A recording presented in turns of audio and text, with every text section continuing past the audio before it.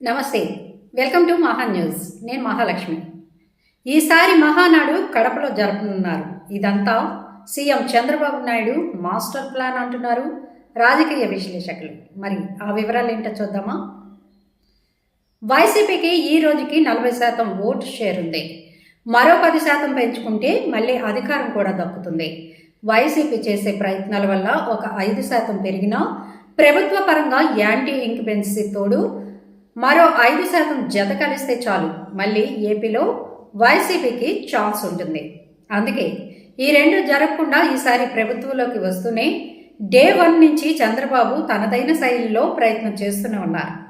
గతంలో చేసిన పొరపాట్లు ఈసారి చేయకుండా అన్ని జాగ్రత్తలు తీసుకుంటున్నారు. అదే సమయంలో వైసీపీకి ఏమాత్రం పాజిటివిటీ రాకుండా చూస్తున్నారు. వైసీపీ విషయంలో బహుముఖమైన రాజకీయాన్ని ప్రయోగిస్తున్నారు చంద్రబాబు నాయుడు.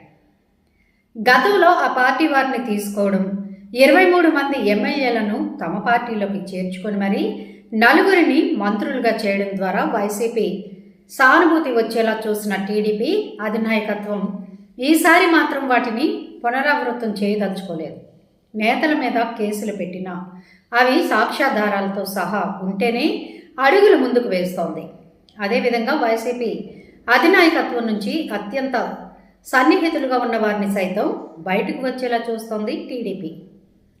ఇప్పుడు వైసీపీ అధినేత సొంత జిల్లా, ఆ పార్టీకి ఖిల్లాగా ఉన్న కడప గడపలోనే భారీ రాజకీయ భేరీని మోగించాలని టీడీపీ పన్నాగాలు పన్నుతోంది.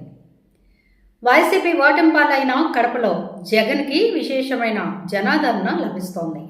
దాన్ని పూర్వపక్షం చేస్తూ కడపలో సైతం పసుపు జెండాలు రెపరెపలాడేలా చేయాలనేదే టీడీపీ వ్యూహకర్తల లక్ష్యంగా ఉంది. అందుకే కడపలో మహానాడిని ఏర్పాటు చేసింది ఈసారి టీడీపీ.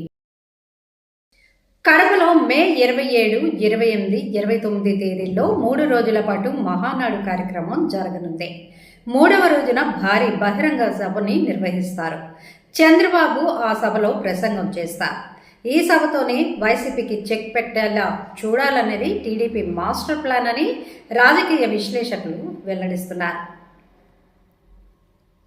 మొత్తం కడపలో కనీవిని ఎరుగని తీరులో భారీ బహిరంగ సభను నిర్వహించడం, అంతటా పసుపుదనాన్ని వెల్లివిరిసేలా చూడటం చేయాలని టీడీపీ భావిస్తోంది.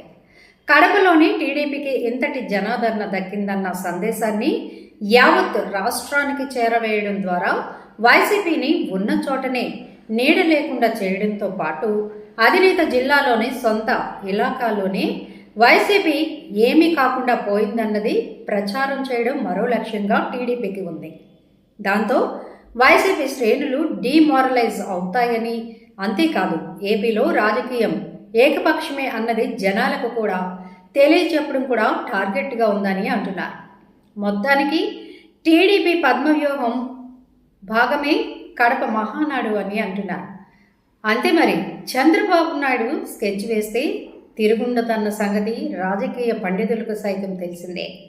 మరి రానున్న రోజుల్లో ఏం జరుగుతుందో చూడాలి. మరి మా వీడియోస్ కనుక మీకు నచ్చినట్లయితే లైక్ చేయండి, షేర్ చేయండి, సబ్స్క్రైబ్ చేయండి.